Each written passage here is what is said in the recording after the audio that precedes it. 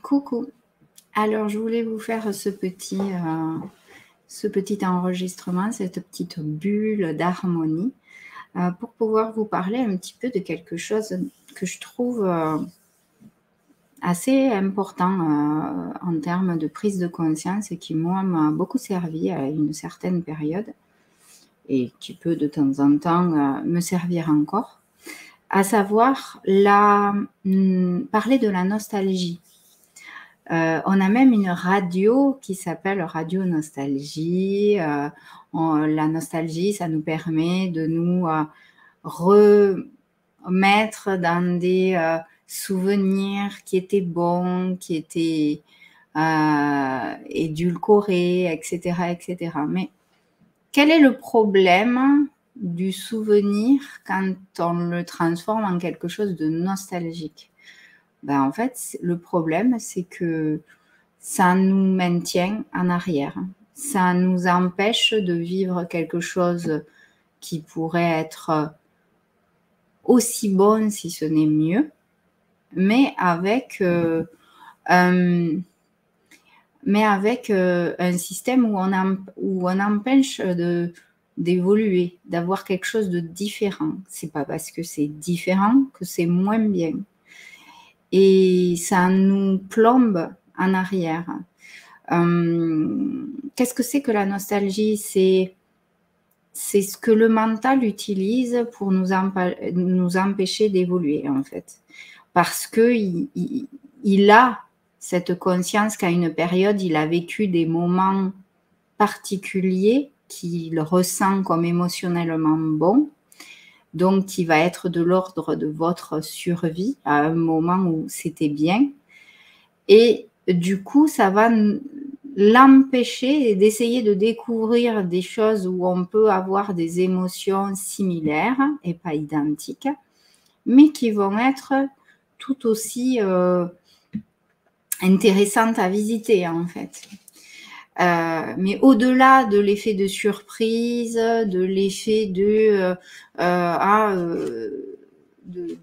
quelque chose de vivre quelque chose de différent, ce auquel permet ce que la nostalgie permet, c'est de nous maintenir en arrière. C'est une ancre, non pas pour se stabiliser dans le présent, mais en fait, c'est comme s'il y avait un bateau dans lequel notre voile ou le vent de la vie soufflait pour nous faire avancer, et qu'en fait, on avait toujours l'encre dans le sol, plantée dans le sol, qui nous empêchait finalement d'avancer. Donc, en fait, c'est en ça que la nostalgie est dangereuse. Il y a même des gens qui se servent de ça pour s'auto-flageller.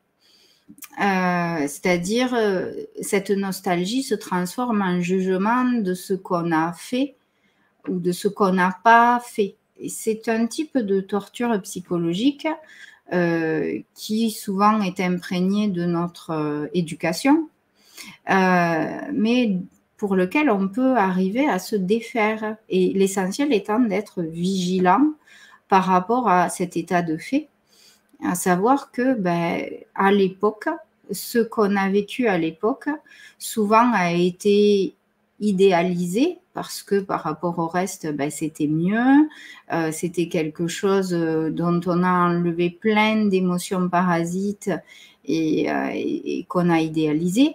C'est vrai des anciennes histoires d'amour, c'est vrai que sais-je, des histoires avec nos parents, que c'était mieux avant. C'était mieux avant aussi au niveau de la société. Hein. Ça, c'est surtout actuellement où tout est en train d'être bouleversé. Même moi, la première, j'aurais tendance à dire c'était mieux avant. Pour certains côtés. Mais en fait, ce qu'il faut vraiment prendre conscience, c'est que le c'était mieux avant, c'est dangereux.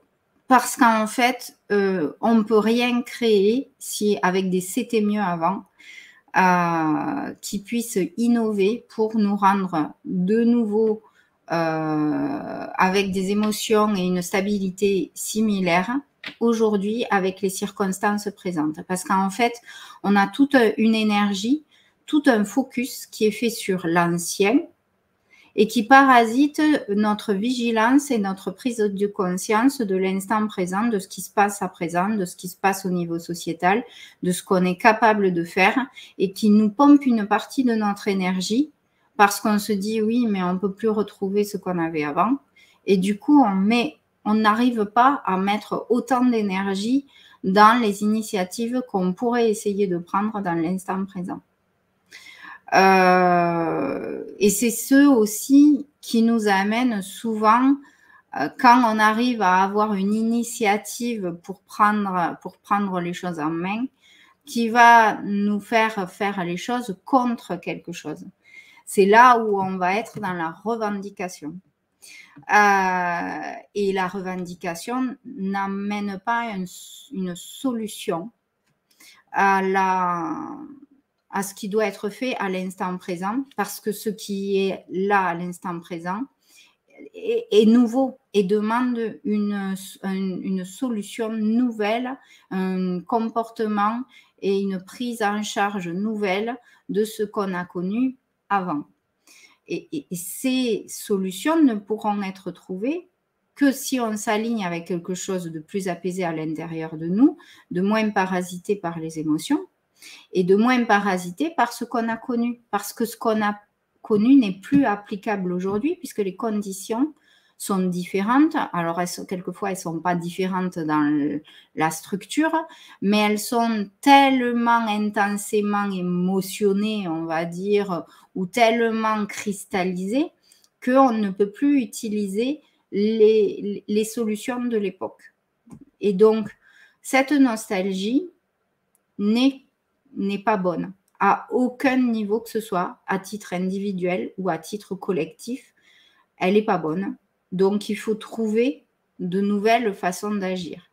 Et pour pouvoir trouver de nouvelles façons d'agir, le seul moyen, c'est de s'ancrer dans l'instant présent. Et pour s'ancrer dans l'instant présent, c'est accepter seul, si on en est capable, les circonstances sans préjugés et sans se dire justement que c'était mieux avant et subir la situation. Il faut presque prendre l'attitude du scientifique, c'est-à-dire de manière la plus objective possible, essayer de prendre un recul, voilà, pour nous permettre de voir comme un scientifique les circonstances présentes en enlevant les avis, les opinions et les aspects de jugement. On va se servir du jugement, non pas en termes de jugement, d'opinion, mais de discernement, c'est-à-dire factuellement, c'est comme ça, c'est comme ça, c'est comme ça, c'est comme ça. À partir du moment où on est dans cette attitude-là, on peut agir différemment et apporter de nouvelles solutions auxquelles on n'aurait pas pensé si on avait été parasité par la nostalgie, par le « c'était mieux avant », etc., etc. On peut aussi y arriver si on arrive… Ça, c'est le point de vue du mental. On peut aussi y arriver en spiritualité, en s'alignant dans l'instant présent, dans la réalité de l'instant présent, en comprenant nos émotions pour pouvoir les faire passer. Hein, c'est ce que souvent je dis, c'est-à-dire on fait passer… Parce que la nostalgie, c'est un rappel des émotions aussi. Hein. Donc, on va aller s'accrocher à ces émotions, alors qu'en fait, le but du jeu, c'est de les laisser passer, de les laisser circuler en nous pour pouvoir qu'elles ne soient plus parasitantes, pour percevoir tel qu'il est l'instant présent.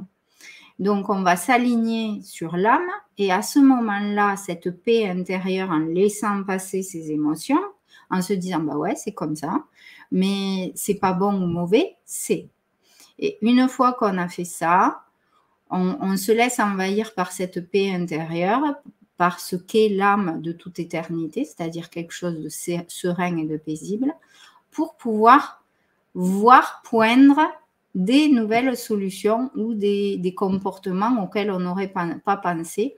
Et quelquefois, on se rend compte qu'il y a presque besoin de rien faire ou peut-être faire les mêmes choses qu'on a fait, mais avec une autre intention, avec une autre volonté, avec une autre ouverture.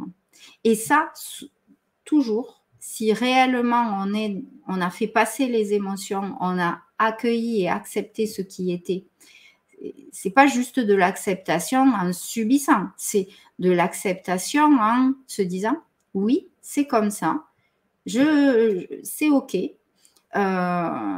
c'est pas bon, c'est pas mauvais, c'est. Et de façon factuelle, une fois qu'on a enlevé cet émotionnel et qu'on n'y replonge pas, dans ces référentiels anciens, on peut trouver de nouveaux référentiels pour trouver de nouveaux comportements, de nouvelles solutions. Donc, je vous invite vraiment à réfléchir aux endroits où vous avez de la nostalgie, parce que c'est aussi ça qui nous ramène à dire oui, mais on m'a éduqué avec telle et telle chose. C'est une sorte de nostalgie, parce qu'en fait, cet héritage-là, c'est je fais partie d'une famille et si je veux continuer à en faire partie, je dois continuer à faire perdurer cet héritage. Or, non, si on fait partie de cette famille, c'est que le contrat d'héritage qu'on a eu avec cette famille est toujours amendable, c'est-à-dire qu'on peut toujours apporter des avenants à ce contrat d'héritage, quel qu'il soit, pour pouvoir libérer nos initiatives et notre état d'adulte debout, c'est-à-dire celui qui assume les circonstances et qui continue à agir et à avancer avec enthousiasme et sérénité, en fait. Voilà.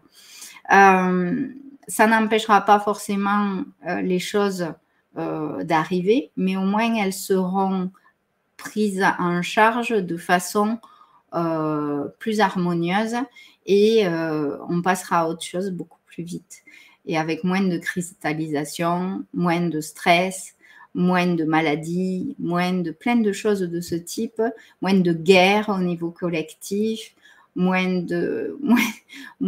voilà. Et donc une des grosses nostalgies au niveau collectif, par exemple, ben, c'est le capitalisme, c'est la vision patriarcale du monde dont on doit s'extraire pour devenir des adultes au cœur d'enfants. Et ça, on est mais tellement imprégné par cette nostalgie-là que c'est très dur et que ça va durer plusieurs années, plusieurs dizaines d'années, plusieurs centaines d'années sûrement, parce que c'est des millénaires qui ont été qui nous imprègnent de tout ça et c'est une grosse nostalgie. C'est ce pourquoi on a fait ce nouveau système actuel qui est si difficile et si autoritaire qu'on appelle le néolibéralisme. C'est rigolo. Ça va pas trop ensemble normalement le libéralisme avec le mot autoritaire et pourtant c'est ce auquel on arrive. Donc au niveau collectif c'est ça et au niveau individuel c'est voilà, c'est faites évacuer vos émotions pour comprendre l'instant présent et ne pas subir les circonstances de vie, mais juste les prendre en main. Être responsable de ce qui nous arrive, c'est pas pour être coupable, parce qu'être coupable, c'est aussi une notion qui derrière fait appel à des référentiels anciens, donc nostalgiques, mais c'est vraiment fait pour aller vers quelque chose de nouveau, quelque chose d'autre, et avec plus d'enthousiasme et d'accueil de soi, de nos apprentissages. Et comme je dis toujours, on ne peut pas demander à un enfant de CP de faire une dissertation. Donc, acceptez que ce que vous avez été, ce que vous avez fait avant, ça ne peut pas être changé parce qu'à l'époque, vous n'aviez pas les éléments pour comprendre ce qui vous est arrivé à l'époque. Maintenant, vous le pouvez. Donc, allez-y. Juste, pas de culpabilité. Accueillir, c'est ça l'accueil. Il n'y a pas de culpabilité derrière. Il n'y a pas quelque chose qui est subi. L'acceptation, il y a quelque chose encore qui reste subi. Donc, on s'extrait de cette culpabilité pour pouvoir juste accepter, oui, mais accueillir surtout les événements pour en extraire très exactement le bon ressenti et avoir la bonne initiative pour rendre les choses les plus sereines possibles, que la vie soit accueillie avec le plus de sérénité possible. Voilà, je vous fais un gros bisou. J'espère que cette petite bulle d'harmonie qui a été un petit peu longue vous aidera. Je vous fais un gros bisou et je vous dis à bientôt. Bye bye.